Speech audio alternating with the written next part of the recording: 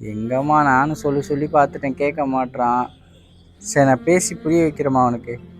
இல்லை அந்த மாதிரி முடிவுலாம் எடுக்காதம்மா நீ. நான் பேசுகிறேன். ஏன்டா அப்படி குடிச்சு அழிஞ்சு போகிற?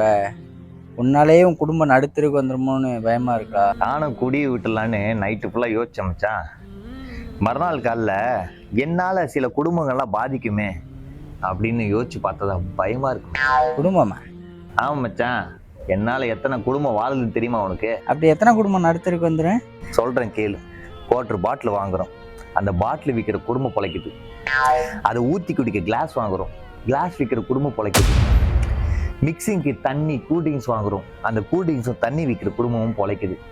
இதெல்லாம் போக அது சரக்குக்கு சைடிஷ்ன்ற பேரில் ஊறுக்காய், மாங்காய், கொய்யாக்காய், சிக்கனு, காரா சிப்ஸு இப்படின்னு எல்லா ஐட்டமும் வாங்குறதுனால அது விற்கிற குடும்பம்லாம் பிழைக்குது. இப்போ சொல்லு மச்சான், நான் குடியை விட்டா இத்தனை குடும்பங்கள் நிலைமை என்ன ஆகும்? நடு ரோட்டுக்கு வந்துட மாட்டாங்க? கேட்டுச்சா? இந்த நாய் திருந்துற மாதிரி தெரியல. நீ சொன்ன மாதிரியே சோத்துல விஷத்தை வச்சிரு. டேய் மச்சான், டேய் பொண்ணு கிட்ட சொல்றா, சோத்தெல்லாம் விஷம் வைக்கத்தாலும் சொல்றா. டேய் நான் இனிமேல் குடிக்க மாட்டேன்டா. டேய் மச்சான், நான் குடிய விட்டுருந்தா.